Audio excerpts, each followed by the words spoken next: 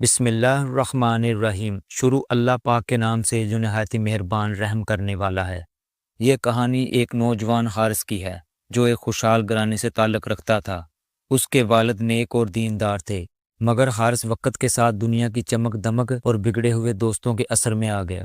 حارث کو اللہ نے بہترین شکل صورت دی تھی، مگر اس نے اپنی اس نعمت کو شیطان کے بکاوے میں آ کر غلط استعمال کرنا شروع کر دیا۔ وہ اکثر ایسے دوستوں کی محفلوں میں بیٹھتا جو حرام کاموں کو تفریح اور جدید دور کی ضرورت کہہ کر پیش کرتے۔ ایک دن دوستوں نے اسے ایک بڑی تقریب میں بلایا۔ وہاں نوجوان لڑکیاں اور لڑکے بے پردگی کے ماحول میں موجود تھے۔ موسیقی گونج رہی تھی اور ماحول میں شیطان کا رقص جاری تھا۔ حارث بھی اس محفل کا حصہ بنا۔ وہاں اس کی ملاقات عالیہ نامی ایک خوبصورت لڑکی سے ہوئی۔ عالیہ بھی دنیا کی رنگینیوں میں گم تھی۔ ان کی دوستی بڑی اور شیطانی چالوں نے آہستہ آہستہ دونوں کو ناجائز تعلقات کی طرف کھینچنا شروع کر دیا۔ حارث اور عالیہ کی ملاقاتیں بڑھتی گئی، پہلے فون پر گفتگو، پھر چھپ چھپ کر ملنے کا سلسلہ چل پڑا۔ ایک دن حارث نے عالیہ کو ایک سنسان مقام پر بلایا۔ شیطان نے دونوں پر ایسا غلبہ پایا کہ وہ جناح کے گناہ میں مبتلا ہو گئے۔ گناہ کے بعد حارث کے دل میں ایک عجیب سی بے چینی رہنے لگی۔ اس کے دل میں بار بار خیال آتا، یہ میں نے کیا کر دیا؟ اللہ کی نافرمانی، کیا اللہ مجھے معاف کرے گا؟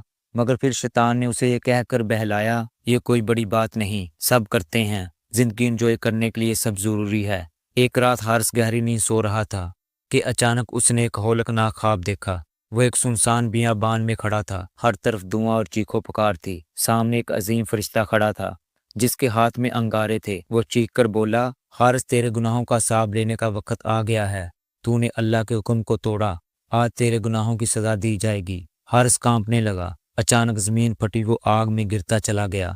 چاروں طرف سے عذاب کی چیخیں سنائی دینے لگی۔ وہ فریاد کر رہا تھا، اللہ مجھے معاف کر دے، ایک موقع دے دے۔ اچانک اس کی آنکھ کھل گئی۔ وہ پسینے میں شرابور تھا، مگر پھر شیطان نے اس کے دل میں وسوسہ ڈالا، یہ تو بس ایک خواب تھا، بھول جاؤ۔ وقت گزرتا گیا مگر حارث کی بے سکونی بڑھتی گئی۔ نماز چھوڑ چکا تھا، قرآن کو مہینوں ہاتھ نہیں لگایا۔ دل میں عجیب خوف رہنے لگا۔ ایک دن اس کی والدہ نے اس سے پوچھا، بیٹا کیا بات ہے، پریشان لگ رہے ہو؟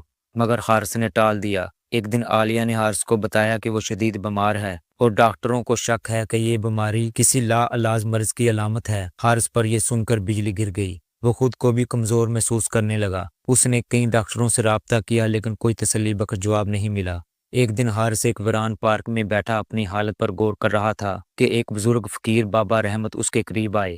بابا نے حارث کی آنکھوں میں دیکھ کر کہا، بیٹا چہرے پر بے سکونی اور دل میں خوف ہے، کیا کوئی ایسا گناہ کر بیٹھے ہو جس نے سکون چھین لیا ہو؟ حارث حیرت سے بولا، بابا آپ کو کیسے پتہ چلا؟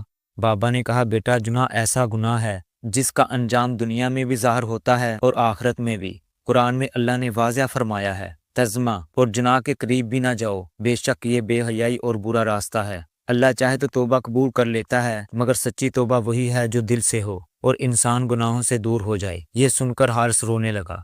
وہ مسجد گیا، وضو کیا، پہلی بار دل سے اللہ کے سامنے جھکا اور سچے دل سے استغفار کی۔ نماز کے بعد قرآن پاک کھولا تو یہی آیت سامنے آئی، ترجمہ، بے شک اللہ توبہ کرنے والوں اور پاکیزگی اختیار کرنے والوں کو پسند کرتا ہے۔